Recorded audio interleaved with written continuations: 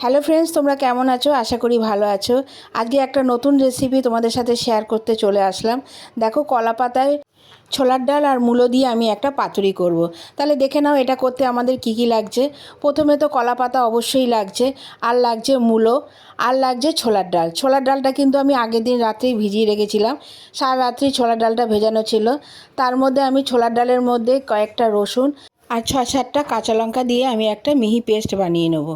অন্যদিকে যে মূলোটা নিয়েছিলাম সেটাকেও আমি ছোট ছোট করে কেটে মিক্সিতেই আমি পেস্ট করে নিয়েছি। তোমরা এটা গ্রেটারেও গ্রেট করে নিতে পারো।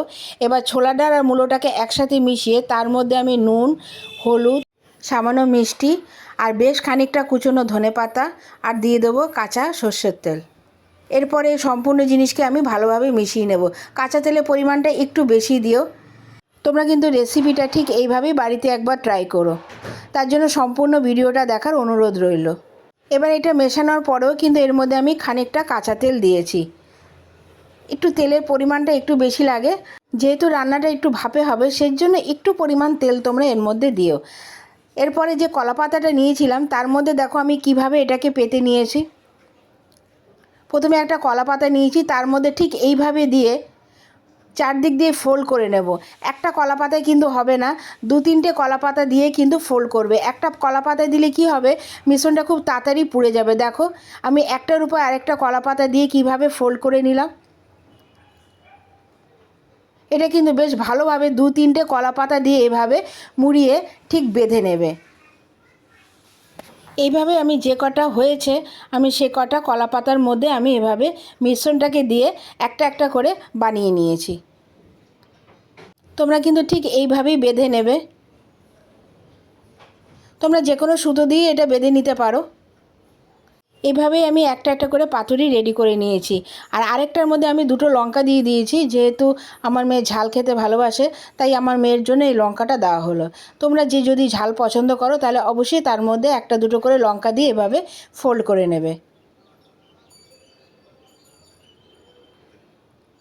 তোমরা কিন্তু অবশ্যই বাড়িতে একবার ট্রাই করো আর আমাকে বলো এটা কেমন হলো। এটা কিন্তু খেতে দারুণ লাগে।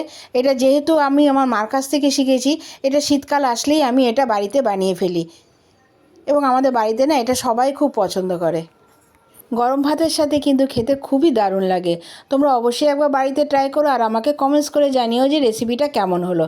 প্রথমে আমি গ্যাসের মধ্যে একটা তাওয়া বসিয়ে তাওয়াটাকে একটু গরম করে নিয়ে গ্যাসের আঁচটা কিন্তু আমি একটু কমিয়ে দিয়েছি।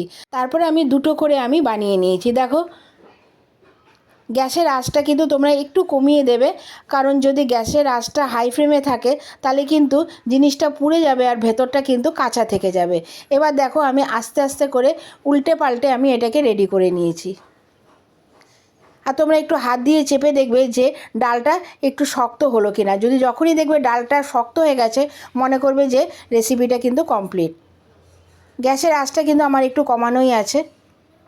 এবার পাতাটাও কিন্তু একটু একটু পুড়ে যাবে।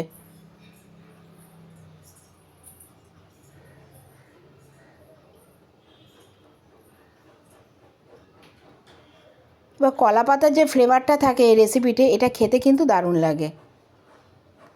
আমাকে কিন্তু তোমরা কমেন্টস করতে ভুলো না, আমি কিন্তু তোমাদের কমেন্টসের অপেক্ষায় থাকি। আর আমার রেসিপিটা যদি তোমাদের ভালো লাগে তাহলে অবশ্যই কিন্তু একটা লাইক, কমেন্টস আর এটা বন্ধুদের সাথে শেয়ার করে দিও। আর আমার চ্যানেলটা কিন্তু অবশ্যই সাবস্ক্রাইব করে দিও। তোমাদেরকে আমি পাতুরিগুলো খুলে দেখাচ্ছি। আমার পাতুরি কিন্তু কমপ্লিট।